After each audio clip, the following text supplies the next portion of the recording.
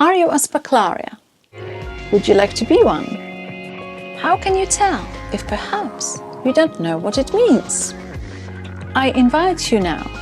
Let's find out together what Aspaklaria really is. I guess it's as if somebody was plugged into the right energy socket. It's as if you had some sort of clarity of vision, as if you were on the right frequency, or perhaps maybe as if you were transmitting the right frequency, as if you became a vehicle for that transmission, as if you were traveling along the path that was preordained for you, and you deeply felt like you really meant to travel along that road, as if you were in perfect resonance with that frequency that was meant to be yours from the start, transmitting a pure white light. Let the light shine through me,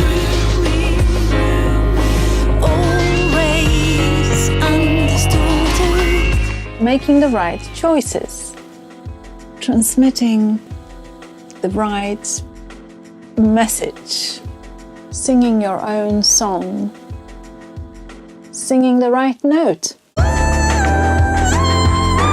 Get that ego out of the way. Singing your song, but singing it. Being in harmony with the source of it all. It's rather fascinating to ponder all these ideas, but I've decided to ask an expert. Hello, I'm here today with Dr. Shalom Springer, a very good friend of mine and also my teacher. And I thought this is going to give us a perfect opportunity to ask him for some insights into the meaning of the word Aspaklaria, which is the title of my album and also the title of its eponymous song.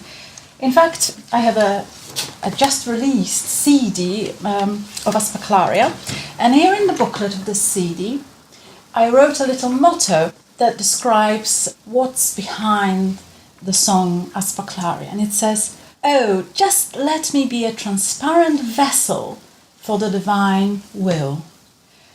Dr. Springer, would you like to tell us a little bit more about the mystical meaning of the word Aspaklaria? Because a lot of my listeners ask, what does it mean? It sounds so beautiful, so percussive, so melodious, but obviously there is a wealth of meaning behind that word, and this is what I've invited you here to tell us about. Well, thank you very much, Jarmila, for inviting me here to explore the ideas and the deeper meanings behind this word Aspaklaria and the implications. The word, which is Aramaic, actually means a lens. And if you take that and start from the actual physical idea of a lens, it is a piece of material that allows light to pass through it, but also has another function in that it focuses the light and creates a very sharp and a very definite image. And this is the idea that in a spiritual sense and in a mystical sense, the idea of an Aspaklaria is that too, that we are surrounded by electromagnetic waves all around us, all sorts of different waves, whether they are radio waves or other light waves, and the spectrum is very, very great. And if these go through a lens, then they have the tendency to be able to focus and create an image which is very identified. And this is what we would like to be, so to speak, which is that we would like the light, as you said in your beautiful sentence from your album, to pass through us and to be that lens, but one which does not distort the light as it passes through, does not corrupt it in any way, does not change in any way, but that the output is actually equivalent and has all the elements of the input.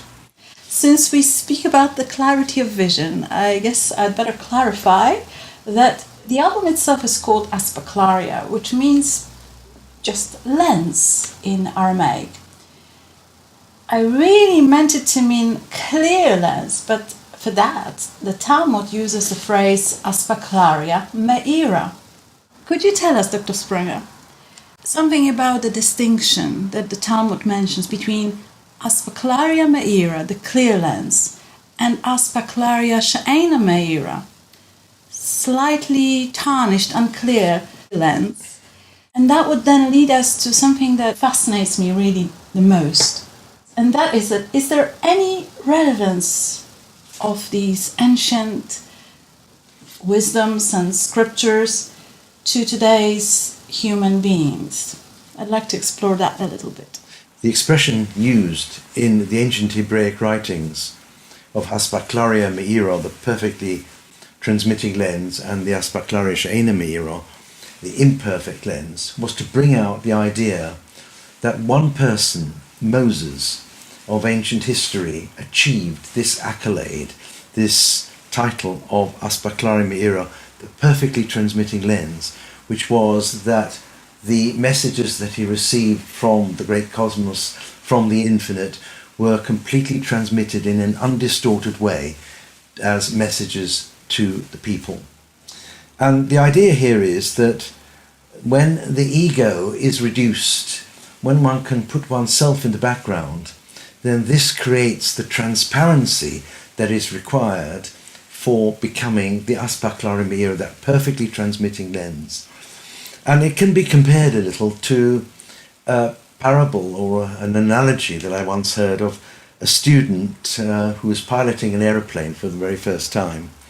And he gets into trouble and the aeroplane is going all over the place. And he's terribly scared and he radios back to base and explains that he is in trouble and he can't control the plane. And he's wrestling with the controls. And the controller back at base tells him to take his hands off the controls and his feet off the foot controls. And he's very worried about doing that, but he does that, and magically the plane rights itself. And this is sometimes the effect that we see in life when we think we're driving things, we think we're in control, and things are going slightly wrong. The idea might be to relax the control, to take ourselves away and allow things to happen by themselves through natural forces. And this is what Moses achieved with his negation of his self and his ego. He became the ideal transmitter of the message. This spiritual visionary, Moses, at the same time as being a leader of the nation, he was also called by those ancient Hebraic scriptures the most humble man ever lived. How could that be? Isn't there some kind of discrepancy? What do we really learn from it? The problem you have raised comes about because of our understanding and our upbringing with leaders who are usually politicians.